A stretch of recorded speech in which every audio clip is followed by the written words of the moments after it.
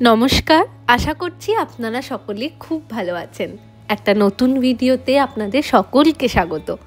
আগের ভিডিওতে তো আপনারা দেখলেনই, আমরা তারাপীঠের উদ্দেশ্যে রওনা হয়েছিলাম। এখন আমরা তারাপীঠে পৌঁছিয়ে গিয়েছি। আর গাড়িতে আস্তে আস্তে সানিদা এই হোটেলটা বুক করে দিয়েছিল।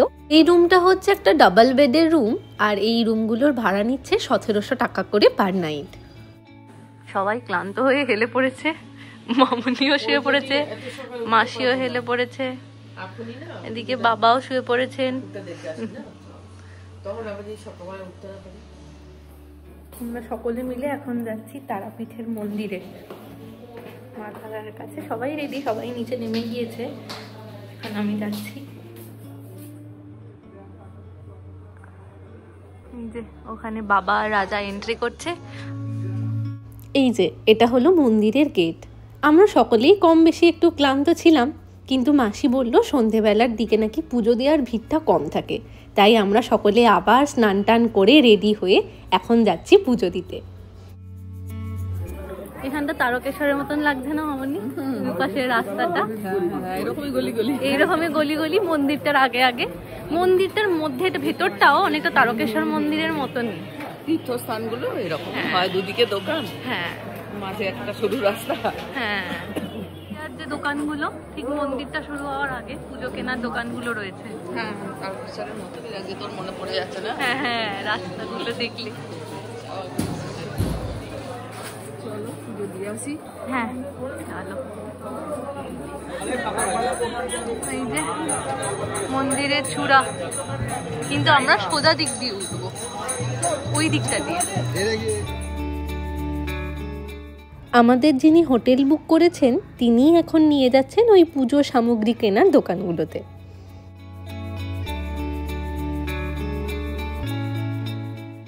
1818 খ্রিস্টাব্দের 15ই এপ্রিল মল্লারপুরের জমিদার জগন্নাথ রায়ের দ্বারা নির্মিত হয় এই তারাপীঠের মন্দির। এই শহর প্রথম তান্ত্রিকদের দেবী মা তারার নামেই নামকরণ করা হয় তারাপীঠ হিসাবে। তারপর ধীরে ধীরে তান্ত্রিক ছাড়াও জনসাধারণের মধ্যে এই পুজোর প্রচলন শুরু হয়। সেই থেকেই তারাপীঠ বিখ্যাত একটা পীঠস্থান হিসাবে পরিচিত। এই দেখো মন্দিরে ওঠার সিঁড়ি।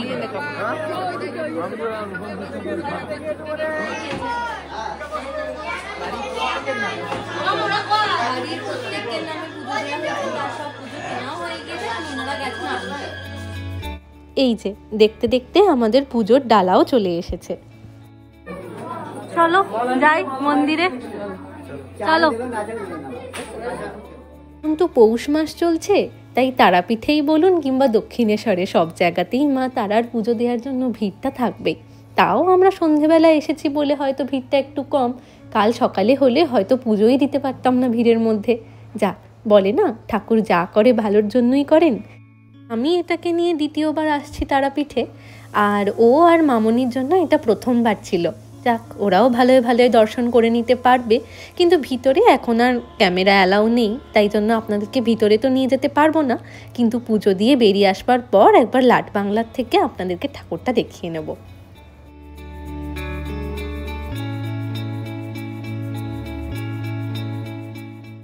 আমাদের ভালোভাবে পুজো দেওয়া হয়ে গিয়েছে। চলুন একবার লাট বাংলার দিকে যাই, দেখি ওখান থেকে আপনাদেরকে দেখাতে পারি নাকি।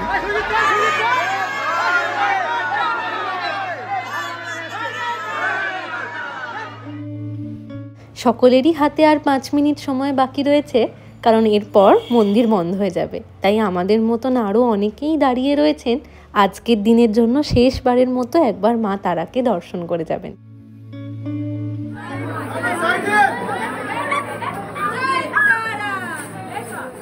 মন্দিরে ভালো করে পুজোও দেওয়া হয়ে গেল, ভালো করে দর্শনও হয়ে গেল। রাত্রির বেলা এসেছি বলেই মনে হয় একটুখানি ফাঁকা পেলাম। ছাড়া কেউ আসতেই পারে না মায়ের কাছে। খুব ভালো দর্শন, খুব ভালো গেল।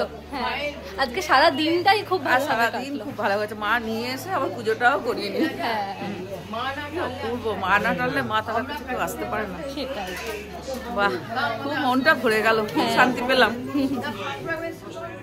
ওদিকে মন্দির বন্ধ হয়ে গিয়েছে, তার সাথে সাথে মন্দিরের গেটটাও বন্ধ, তাই কোথা দিয়ে বাইরে বেরোবো সেটাই খুঁজে পাচ্ছিলাম না। যাক, শেষমেশ একজনের দোকান দিয়েই বাইরে বেরোলাম। আর এটা হচ্ছে বামা নিকেতন। বামা খ্যাপাকে আপনারা তো অনেকেই চেনেন। উনি ছিলেন মা তারার পূজারী। মা তারাকে ভালোবেসে উনি বড় মা বলে ডাকতেন। এই মন্দির সংলগ্ন যে শ্মশান রয়েছে, ওখানেই বাবা কৈলাসপতি নামক এক সাধকের কাছ থেকে উনি তন্ত্র সাধনা করেন। আজ স্বামী বিবেকানন্দের জন্মতিথি, সেই উদ্দেশ্যে একটা কথা মনে পড়ল। স্বামী বিবেকানন্দ স্বয়ং বামাখ্যাপার সঙ্গে দেখা করতে চেয়েছিলেন, কারণ বামাখ্যাপা ছিলেন ব্রহ্মজ্ঞ পুরুষ, যার অর্থ হলো যাদের মধ্যে বালকবধ, জড়বধ, উন্মাদবধ আর পিশাচবধ এই 4টি অবস্থাই দেখতে পাওয়া যায়। রামকৃষ্ণ পরমহংসদেবের মধ্যে পিশাচবধ অবস্থার অনুপস্থিতি ছিল, সেই জন্যেই স্বামী বিবেকানন্দ বামাখ্যাপাকে দেখতে আগ্রহী ছিলেন। এই যে আমরা খাবার দোকানেও চলে এসেছি। আজকে আর অতটা খাওয়ার ইচ্ছা নেই, তাই আমরা নিয়েছি প্লেন রুটি আর রুমালি রুটি, আর তার সাথে খাওয়ার জন্য নিয়েছি একটু আলু পোস্ত, মিক্সড ভেজ আর তড়কা। চলুন খেয়ে নেওয়া যাক। বাহ, এই দোকানটাতে দেখলাম খুব সুন্দর বেনারসের মিষ্টি পান বিক্রি হচ্ছে, তাই ভাবলাম খাওয়ার শেষে একটু পানও খাওয়া যাক।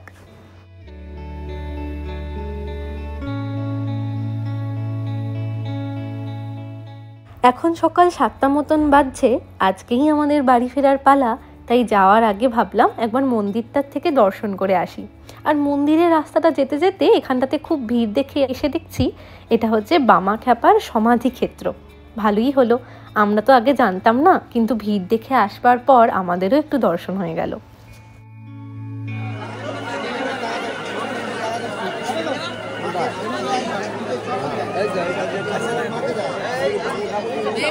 চলো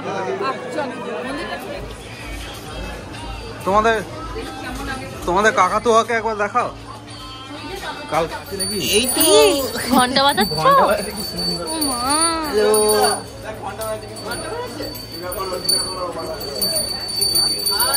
মন্দিরে ভালোভাবে দর্শন করে এখন আমরা এসেছি প্যাঁড়ার দোকানে। শুনেছি তারাপীঠের প্যাঁড়া নাকি বিখ্যাত, তাই ভাবছি একটু কিনে নিয়ে বাড়িও নিয়ে যাব। হোটেলে ফেরার রাস্তায় দুপাশে দেখলাম গরম গরম ডোসা বিক্রি হচ্ছে, আর ব্রেকফাস্টের জন্য ডোসা তো আমাদের খুবই প্রিয় একটা খাবার। তাই চলুন এখান থেকে ব্রেকফাস্টটা করে নিই, তারপর হোটেলে ফিরে ব্যাগ গুছিয়ে আবার রওনা দেব বাড়ির উদ্দেশ্যে। চলো এবার বিদায়ের পালা, বাড়ি যাব। চলো চলো অঙ্কিতা, ওখানে বাবা আর রাজা দাঁড়িয়ে আছে, বাকি ফর্মালিটিস গুলো পূরণ করছে। আমরা এখানে রেডি হয়ে দাঁড়িয়ে আছি। মা তারা ডিলাক্স। চলো,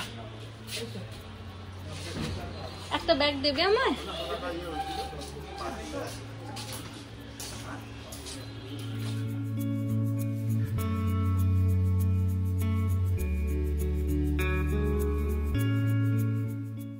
আজ তাহলে আসি, আবার আসবো নতুন একটা ভিডিও নিয়ে। ততক্ষণ সকলে সুস্থ থাকবেন, সচেতন থাকবেন আর সকলের খেয়াল রাখবেন।